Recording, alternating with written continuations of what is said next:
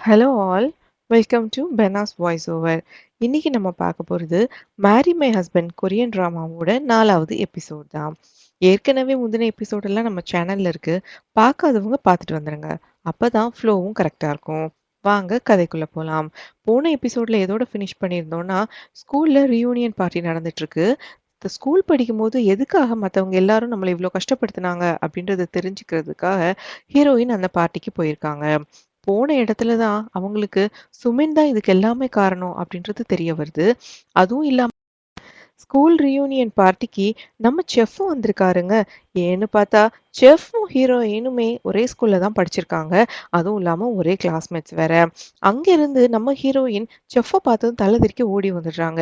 ஏன்னு நமக்கும் தெரியல. செஃப்பும் ஹீரோயினை தான் துரத்திக்கிட்டே பின்னாடி வராரு. நடக்கிற எல்லா விஷயத்தையுமே நம்ம ஹீரோ கொஞ்சம் தள்ளி நின்று பார்த்துக்கிட்டு இருக்காரு. அப்பதாங்க இந்த செஃப் சொல்றாரு, எனக்கு உன்னை ரொம்ப பிடிக்கும் தெரியுமா அப்படின்னு சொல்லி கையை பிடிச்சிடுறாரு.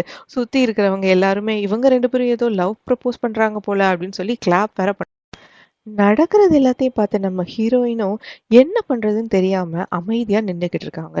அப்பதான் இந்த பக்கம் ஹீரோயினுக்கு கால் பண்றாருங்க. இங்க பாரு, ஒரு முக்கியமான ஒரு ஆபீஸ் மேட்டர் இருக்கு. நான் சொல்ற ரெஸ்டாரண்ட்டுக்கு உன்னால வர முடியுமா அப்படின்னு சொல்லி கால் பண்றாரு. இங்க ஹீரோயினும் ஆபீஸ் வேலை அது இதுன்னு தான் ரொம்ப இன்ட்ரெஸ்ட் ஆயிருவாங்களே. ஓகே சார், நான் இதோ உடனே வரேன் அப்படின்னு சொல்லி காலை கட் பண்ணிட்டு இங்க செஃப் கிட்ட, என்னோட மேனேஜர் கூப்பிடுறாரு, என்னோட சீனியர், நான் கண்டிப்பா போயே ஆகணும், வேற ஆப்ஷனே இல்ல. நம்ம 2 பேரும் இன்னொரு நாள் மீட்டப் பண்ணுவோமா அப்படின்னு சொல்லி ஹீரோயின் செஃப் கிட்ட கேட்கும்போது, செஃப்பும் ஓகே ஓகே, வேலைன்னா நம்ம போய் தானே ஆகணும், என்ன பண்றது, சரி உன்னோட ஃபோன் நம்பர் தெரியா அப்படின்னு சொல்லி கேட்காரு. அப்போதான் நம்ம ஹீரோயின், ஓகே கண்டிப்பா என்னோட ஃபோன் நம்பர் வச்சுக்கோ, கால் பண்ணு, நம்ம டச்லே இருக்கலாம் அப்படின்னு சொல்லிட்டு அந்த இடத்துல இருந்து கிளம்பி போறாங்க. கட் பண்ணி ஓப்பன் பண்ண அடுத்த சீன்ல ஹீரோவும் ஹீரோயினும் ஒரு ஆஃபீஸ் விஷயமா வேலை விஷயமா வந்திருக்காங்க. ஒரு முக்கியமான ஆளை நம்ம மீட் பண்ண போறோம், ரெடியா இரு அப்படின்னு சொல்லி கூட்டிட்டு போறாங்கங்க. அது ஒரு பிசினஸ் மீட் போல. இந்த நிக்கிறாரு, இவர் என்ன பண்ணுவாருன்னா அவர்கிட்ட வேலை பார்க்குறவங்கள ரொம்பவே இளக்காரமா தான் நடத்துவாரு. அவங்கள அடிக்கிறது அந்த மாதிரி எல்லாமே. முன்ஜென்மத்திலேருந்து வந்ததுனால நம்ம ஹீரோயினுக்கு இவரை பத்தின ஃபுல் டீட்டெயில்ஸும் தெரியுது. அதே மாதிரி தான் இங்கேயும் வந்து நின்றுகிட்டு இருக்காருங்க. நம்ம ஹீரோயின் ஒரு ஒப்பீனியன் சொல்றாங்க. அந்த அதுக்கு அவர் என்ன சொல்றாருன்னா, இங்க பாருமா, நீ எல்லாம் ஒப்பீனியன்லாம் எதுவும் சொல்லவே கூடாது. சும்மா உன்னை கூட்டிட்டு வந்திருக்காங்க, அதுக்காக நீ அமைதியா நின்னாலே போதும் அப்படின்னு ரொம்ப இளக்காரமா பேசுறாரு. அதை கேட்கிற நம்ம ஹீரோவோ கொஞ்சம் காண்டாகி, சார் அவங்கள மரியாதையா நீங்க ட்ரீட் பண்ணுங்க. அவங்க ஒன்றும் சும்மாலாம் வரல, அவங்களுக்கு அதுக்கான தகுதியும் இருக்கு, அறிவும் இருக்கு. அதனாலதான் நான் அவங்களை என் கூட கூட்டிட்டு வந்திருக்கேன். எல்லாத்துக்கும் மேல அவங்கள சும்மா போயின்னு அட்ரஸ் பண்றதை நான் சம்மதிக்க மாட்டேன். அவங்களுக்குன்னு ஒரு பேர் இருக்கு, அவங்களோட பேரு மிஸ் காங், நீங்க அவங்கள அப்படிதான் கூப்பிடணும் அப்படின்னு ரொம்ப காட்டமா சொல்றாருங்க. இத கேட்ட அவரும் அவர் கூட நிக்கிறவங்களும் கொஞ்சம் ஷாக்கா தான் ஆகுறாங்க. ஏன்னா மிஸ்டர் யூ, அதாவது நம்ம ஹீரோ, இந்த மாதிரி யாருக்கும் சப்போர்ட் பண்ணி பேசுறதோ யாரையும் பக்கத்துல வச்சுக்கிறதோ வழக்கமே கிடையாது. ஆனா இப்போ புதுசா இந்த பொண்ணுக்காக இப்படி பண்றாரே அப்படின்னு சொல்லிட்டு அவங்க கொஞ்சம் ஷாக்கா தான் ஆகுறாங்க. ஹீரோயினும் ஹீரோவும் அந்த இடத்துல இருந்து கிளம்புறாங்க. சரி, இந்த பக்கம் ஸ்கூல் ரீயூனியன் பார்ட்டியை நம்ம பாதியிலே விட்டுட்டு வந்துட்டோம். மேற்கொண்டு என்ன நடந்துச்சுன்னு பார்த்துடலாம். ஸ்கூல் ரியூனியன் பார்ட்டியில சுமினோட ஃப்ரெண்ட்ஸ் எல்லாருக்குமே இப்போ சுமின் தான் மோசமான பொண்ணு அப்படின்ற விஷயம் தெரியுதுங்க. அவங்க மேற்கொண்டு சுமின் கிட்ட கொஷின் பண்றாங்க. ஏன் சுமின், நீ தான் யுஎன்கே ஃபுட் ப்ராடக்ட்ஸ்ல அசிஸ்டன்ட் மேனேஜரா இருக்கிறதா சொன்ன, ஆனா காங்கு தான் அந்த பொசிஷன்ல இருக்கிறதாகவும் அவளோட கார்டும் எடுத்து காட்டுறா. நீ அத மாதிரி கார்டு ஏதாவது இருக்கா உனக்கு, காட்டு பார்க்கலாம் அப்படின்னு சொல்லும்போது சுமின் சிரிச்சு சிரிச்சே மழுப்பிக்கிட்டு இருக்கா. மேற்கொண்டு, இங்க பாரு சுமின், நீ என்னெல்லாம் நீ அவளை பத்தி சொல்லிக்கிட்டு இருந்த ஸ்கூல் டேஸ்ல, அதனால தானே நாங்க ட்ரீட் பண்ணோம் மோசமா, அவளை நாங்க அடிச்சோம், எப்ப பார்த்தாலுமே அவளை நாங்க திட்டிக்கிட்டே இருந்தோம் அப்படின்னு சொல்லும்போது சுமின் டக்குன்னு டென்ஷன் ஆயிடுறாங்க. டென்ஷன் ஆயிட்டு எழுந்து நின்னு கத்த ஆரம்பிச்சிடுறா. நானா உங்களை அந்த மாதிரிலாம் அவளை ட்ரீட் பண்ண சொன்னேன், எனக்கும் இதுக்கும் எந்த சம்மந்தம் கிடையாது, நீங்க தான் அவளை அந்த மாதிரிலாம் பண்ணீங்க, அந்த மாதிரி பேசிட்டு அங்கே இருந்து உடனடியா ரெஸ்ட் ரூமுக்கு போறா. அங்க போய் ரெஸ்ட் ரூம்ல போயிட்டு டென்ஷன் ஆன சுமேன் திருப்பி திருப்பி நம்ம ஹீரோயினுக்கு கால் ட்ரை பண்ணிக்கிட்டே இருக்கா. ஆனா ஹீரோயினும் காலை அட்டன் பண்றதாவே இல்ல. திருப்பி ரிட்டர்ன் வந்து பார்க்கும்போது அங்க அந்த ஹால்ல யாருமே இல்ல. சுமினோட பேக் மட்டும்தான் இருக்கு. சுமினோட குணம் தெரிஞ்ச அவளோட ஃப்ரெண்ட்ஸ் எல்லாருமே அவகிட்ட சொல்லாம கொள்ளாம அந்த இடத்தை விட்டு காலி பண்ணிடுறாங்க. இப்பதாங்க நமக்கு ஒரு முக்கியமான விஷயமே ரிவீல் ஆகுது. அதாவது இவங்க எல்லாருமே ஸ்கூல் டேஸ்ல ஸ்கூல் படிச்சுக்கிட்டு இருக்கும்போது, ஹீரோயினும் சுமினும் பெஸ்ட் ஃப்ரெண்ட்ஸ். ஆனா சுமினோட பழக்கம் என்னன்னா, எப்போதுமே மத்தவங்க கிட்ட போயிட்டு அந்த பெஸ்ட் ஃப்ரெண்டாவே இருந்தா கூட காங்க பத்தி தப்பு தப்பான புரளி பரப்பிக்கிட்டு இருக்காங்க. ஹீரோயின் தான் என்னோட பாய் ஃப்ரெண்ட புடிச்சு இழுத்துட்டா. ஹீரோயின் என்கிட்ட இருந்து எல்லாத்தையுமே பறிச்சுட்டா. அந்த மாதிரி எல்லாமே தப்பு தப்பான இன்ஃபர்மேஷனா குடுக்கறதுனால, சுத்தி இருக்கிறவங்க எல்லாருமே சுமின் தான் ரொம்ப பாவம் அப்படின்னும், இந்த ஹீரோயின் தான் மோசமானவ அப்படின்ற ஒரு வெறுப்புலயும் ஹீரோயின எங்க பார்த்தாலுமே திட்டுறது, எதையாவது தூக்கி எறியறது அப்படின்னு சொல்லி ரொம்ப மோசமாவே நடத்தியிருக்காங்க.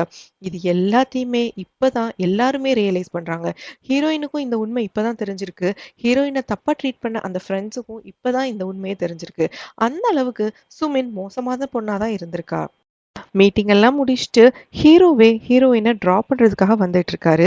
அப்பதான் வீட்டுக்கு பக்கத்துல போற வழியில இந்த பார்க் நடந்து போய்கிட்டு இருக்காரு.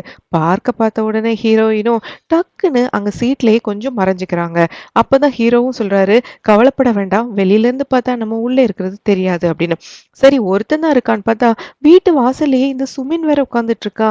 சரி, இப்போதைக்கு இங்க இறங்க முடியாது அப்படின்னு சொல்லிட்டு ஹீரோவே வண்டியை நிறுத்தாம ஹீரோயினை கூட்டிட்டே போறாரு. இங்க பார்க்கும் சுமேனும், "நீ ஏன் இங்க உட்கார்ந்துட்டு இருக்க? வா வீட்டுக்குள்ள போலாம்" அப்படின்னு சொல்லி வீட்டுக்குள்ள வந்து பாஸ்வேர்ட் போட்டு பார்க்காங்க. நம்ம ஊர மாரி பூட்டு சாவிலாம் கிடையாது போல. இவங்க எல்லாருமே பாஸ்வேர்ட் தான் வச்சிருக்காங்க வீட்டுக்கு. வீட்டுக்கு பாஸ்வேர்ட் போட்டு பார்த்தா தொறக்கவே இல்ல. ஹீரோயின் நல்ல காரியமா பாஸ்வேர்ட மாத்திருக்காங்க. இங்க ஹீரோயின கூட்டிட்டு வந்தாருல்ல, வந்த பக்கத்துல ஹீரோயின் சொல்றாங்க, "நான் ஏன் மறைஞ்சுக்கிட்டேன் அப்படின்ற விஷயம்லாம் ப்ளீஸ் என்கிட்ட கேட்காதீங்க.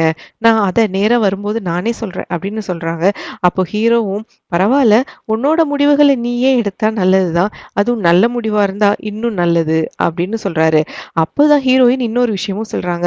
"நீங்க இந்த ஸ்பெக்ஸ் எல்லாம் விட்டுட்டு கான்டாக்ட் லென்ஸ் மாதிரி நீங்க ட்ரை பண்ணுங்களேன். அது உங்களுக்கு இன்னும் சூட் ஆகும்" அப்படின்னு ஐடியாலாம் குடுக்குறாங்க. ஹீரோவும், நல்ல ஐடியாவா தான் இருக்கே" அப்படின்னு சொல்லி கொஞ்சம் யோசிச்சும் பார்க்குறாரு. இப்போ டைம் ஆயிருச்சு. "வா, நான் உன்னை உன் வீட்ல ட்ராப் பண்றேன்" அப்படின்னு சொல்லி வீட்டுக்கு கூட்டிட்டு வராங்க. இந்த பக்கம் பாஸ்வேர்ட் ஓப்பன் ஆகல அப்படின்ற வருத்தத்துல இந்த பார்க்கும் சுமினும் பக்கத்துல இருக்கிற ரெஸ்டாரண்ட்ல போய் உட்கார்ந்து ஏதோ சாப்பிட்டுக்கிட்டு இருக்காங்க. அப்பதான் சுமின் சொல்றா, "இவ இப்படி இல்லவே இல்ல தெரியுமா? காங் ரொம்ப மாறி போயிட்டா. என்னெல்லாம் ரொம்ப அவாய்ட் பண்றா. முன்னெல்லாம் இப்படி பண்ணவே மாட்டா. ஆனா இப்போ ரொம்ப மாறிட்டா" அப்படின்னு சொல்லிக்கிட்டு இருக்கா. போன ஜென்மத்துல இவங்க 2 பேரும் சேர்ந்துட்டு தானே ஹீரோயினை ஏமாத்துவாங்க. அதுக்கான ஸ்டார்ட்டிங் பாயிண்ட் இங்க தாங்க விழுது. இந்த இந்த இடத்துல தான் பார்க்கும் சுமினும் கொஞ்சம் நெருக்கமா ஆவறாங்க. இப்போ மறுபடி ஹீரோயின் இப்போ வீட்டுக்கு வராங்க. வீட்டுக்கு வந்து பார்த்தா, அங்க அவங்க வீட்ட எப்படி எப்படிலாம் டெக்கரேட் பண்ணலாம் அப்படின்னு ஒரு ஐடியா மாரி ஒரு புக் இருக்குங்க. அது எழுதுனது வேற யாரும் இல்ல, நம்ம பிரிட்டி தான். அப்பதான் ஒரு ஃபோன் கால் வருது. யாருன்னு எடுத்து பார்க்கும்போது, நம்மளோட செஃப் தாங்க கால் பண்ணியிருக்காரு. செஃப் நல்லாவே பேசுறாரு நம்ம ஹீரோயின் கிட்ட.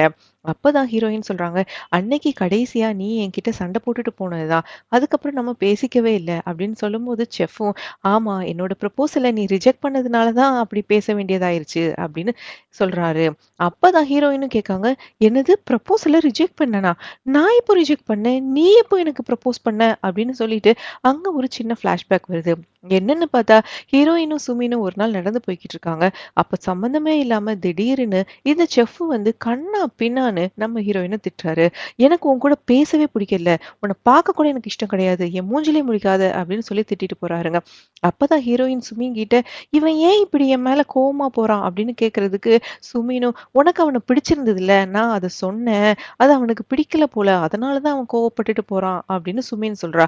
அப்பதான் ஹீரோயினும், "ஓ, எனக்கு அவன பிடிக்க கூட கூடாதா? இது என்னடா தப்பா இருக்கு?" அப்படின்னு சொல்லி பேசிக்கிட்டு இருக்காங்க. அப்பதான் செஃப்பும் சொல்றாரு, "சாரி, அந்த ப்ரொபோசலுக்கு நீ ரிஜெக்ட் பண்ண லெட்டர பார்த்து தான் நான் அவ்ளோ டென்ஷன் ஆயிட்டேன்" அப்படின்னு சொல்றாரு. அப்பதான் ஹீரோயினும் திருப்பி கேட்காங்க, "நான் எந்த லெட்டரும் உனக்கு நான் குடுக்கவே இல்லையே. ப்ளீஸ் நீங்க அந்த லெட்டர காட்ட முடியுமா எனக்கு?" அப்படின்னு சொல்லும்போது அங்க செஃப்பும் சொல்றாரு, "ஆமா, அந்த லெட்டர நான் இன்னும் தூர போடவே இல்ல தெரியுமா?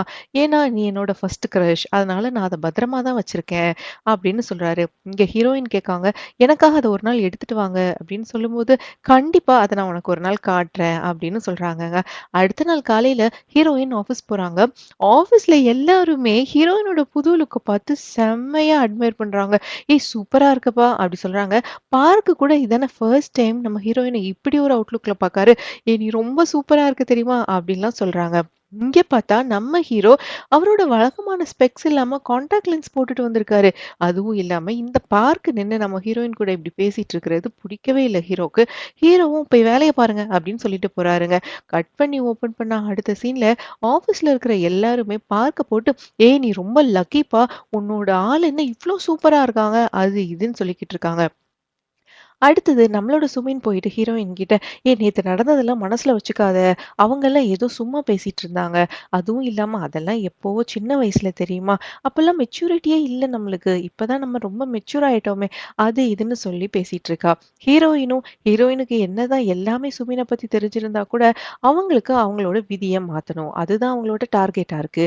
அதுக்கு சுமினையும் அவங்க பார்க்கையும் சேர்த்து வைக்கணும். சுமின் கூட நம்ம எந்த சண்டையும் போடக்கூடாது அப்படின்னு சொல்லிட்டு அதெல்லாம் நான் எதுவும் மனசுல வைக்கவே இல்ல அப்படின்னு சொல்லி சமாளிக்கிறாங்கங்க. அடுத்து ஹீரோ வந்து நம்ம ஹீரோயின் கிட்ட பேசிக்கிட்டு இருக்காரு. இங்க பாரு நீ சொன்னேன்னு சொல்லி தான் நான் ஸ்பெக்ஸ் எல்லாம் போடாம கான்டாக்ட் லென்ஸ் போட்டிருக்கேன். ஆனா நீ அத பத்தி எதுவுமே சொல்லவே இல்லையே அப்படின்னு கேட்கும்போது ஹீரோயினுக்கும் சந்தோஷமாயிடுது. அட இவரு கூட நம்ம ஒப்பீனியனுக்கு எவ்வளவு மதிப்பு குடுக்குறாரு அப்படின்னு சொல்லிட்டு, சார் இந்த கெட்டப் உங்களுக்கு ரொம்பவே நல்லா இருக்கு. சூப்பரா இருக்கீங்க தெரியுமா? அப்படின்னு சொல்லிட்டு போறாங்க. இவங்க 2 பேருக்குள்ளயுமே ஒரு நல்ல அண்டர்ஸ்டாண்டிங் வந்துகிட்டு வேலையெல்லாம் முடிச்சுட்டு கிளம்பலாம் அப்படின்னு சொல்லிட்டு ஹீரோயின் ஒரு இடத்துல பஸ் ஸ்டாப்ல வெயிட் பண்ணிக்கிட்டு இருக்காங்க. அப்பதான் பார்த்தா ரோட்ல நின்னு நம்ம பிரிட்டி ஏய் கிடைச்சிருச்சு ஜாலி, நான் தான் ரொம்ப லக்கியஸ்ட் கேர்ள் இந்த வேர்ல்டு அது இதுன்னு செம்ம ஜாலின்னு சொல்லி ரோட்ல நின்னு கத்திக்கிட்டு இருக்காங்க. என்னடா இது இவ இவ்ளோ இப்படி கத்திக்கிட்டு இருக்காளே அப்படின்னு சொல்லி ஹீரோயின் பக்கத்துல போகும்போது பார்த்தா அந்த கடைக்குள்ள இருந்து நம்ம ஹீரோ வராரு. ஹீரோவோட கையில நிறைய நிறைய பேக்ஸ் வேற இருக்கு. ஏகப்பட்ட திங்ஸ் 2 பேரும் சேர்ந்து பர்ச்சேஸ் பண்ணியிருப்பாங்க போல. அப்பதான் ஹீரோயின் நினைக்காங்க, ஒருவேளை இவங்க 2 பேரும் டேட்டிங் பண்ணிக்கிட்டு இருக்காங்களோ? ஐயோ! நம்ம தப்பா புரிஞ்சுக்கிட்டோமோ? நம்ம ஆஃபீஸ்ல இருக்கிறதுனால இவங்க வெளியில தெரிய வேண்டாம்னு நினைச்சிருப்பாங்க போல. அப்படின்னு சொல்லி நினைச்சுக்கிறாங்க. எப்படியோ 2 பேரும் நல்லா இருந்தா சரிதான் அப்படின்னு சொல்லிட்டு ஹீரோயினும் அந்த இடத்துல இருந்து கிளம்புறாங்க. அடுத்த சீன்ல தாத்தா கூட உட்காந்து ஹீரோவும் பிரிட்டியும் உட்காந்து பேசிக்கிட்டு இருக்காங்க. அப்பதான் ஒரு விஷயமே ரிவீல் ஆகுது. ஹீரோவும் பிரிட்டியும் வேற யாரும் இல்ல, அண்ணனும் தங்கச்சி தான். ஹீரோயின் நினைச்ச மாதிரி இவங்க டேட்டிங்லாம் பண்ணிக்கிட்டு இருக்கலங்க. அதுவும் தாத்தா பிரிட்டி கூட பேசும்போது ரொம்ப சந்தோஷமாவே பேசிக்கிட்டு இருக்காரு. பிரிட்டியும் வழக்கம் போல வாய் மூடாம பேசிக்கிட்டு இருக்காங்க. அடுத்த சீன்ல ஹீரோ கராத்தேலாம் கத்துக்கிட்டு இருக்காரு. அதுவும் அந்த சிக்கன் கடையில பெஸ்ட் ஃப்ரெண்ட் இருந்தாரே, அவரை போட்டு தூக்கி பந்தாடிக்கிட்டு இருக்காருங்க. இதெல்லாம் ஏன் பண்றாரு அப்படின்னு பார்த்தா, ஹீரோயின் பேச்சுவாக்குல தனக்கு செல்ஃப் டிஃபென்ஸ் கத்துக்கணும். அது எனக்கு ரொம்ப ஆசை அப்படின்னு சொல்லியிருப்பாங்க. நானே உனக்கு செல்ஃப் டிஃபென்ஸ் சொல்லித் தரேன் அப்படின்னு நம்ம ஹீரோ சொல்லிட்டு இந்த வேலையெல்லாம் பண்ணிக்கிட்டு இருக்காருங்க. வீட்டுக்கு வராரு. அப்போதான் ஒரு முக்கியமான சஸ்பென்ஸே உடைக்கிறாங்க. என்னன்னு பார்த்தா நம்ம ஹீரோவோட நெஞ்சு பக்கத்துல அந்த குட்டி ஹார்ட் இருக்கு. இந்த ஹார்ட் தான் நம்ம ஹீரோயினோட அப்பா இருக்கார்ல, அந்த டாக்ஸி டிரைவரா வந்தாரே, அவரு எப்போதுமே ஹீரோயினுக்கு காசு கொடுக்கும்போது அந்த குட்டி ஹார்ட்ட குடுத்துட்டு, இது என்னோட அலவன்ஸ் மாதிரி, என்னோட குட்டி பொண்ணுக்கு அப்படின்னு சொல்லி குடுப்பாருங்க. அதே மாதிரியான ஒரு சிம்பல் நம்ம ஹீரோவோட ஹார்ட் பக்கத்துலயும் இருக்குது. அப்பதான் நமக்கும் தெரியுது, இது என்னடா இது புதுசா இருக்கு. இந்த மாதிரியான ஒரு ஹார்ட் இவர் மேல எப்படி வந்துச்சு? அதுவும் குளிச்சாலும் கூட அந்த ஹார்ட்டோட சைன் அவரோட உடம்புல இருந்து போகவே இல்லைங்க. அப்பதான் ஒரு முக்கியமான விஷயத்தை ரிவீல் பண்றாங்க. என்னன்னா ஹீரோவும் இது 2வது முறையா தான் பிறப்பெடுத்து வந்திருக்காரு. என்னடா இது! ஹீரோயின் தான் 2வது பிறந்து வந்திருக்காங்கன்னு பார்த்தா, ஹீரோவும் 2வது தாங்க பிறந்து வந்திருக்காரு. மேற்கொண்டு மேற்கொண்டு கதையில என்ன நடக்கு அப்படின்னு சொல்லிட்டு நாளைக்கு எபிசோட்ல பார்ப்போம். Bye bye. Thank you.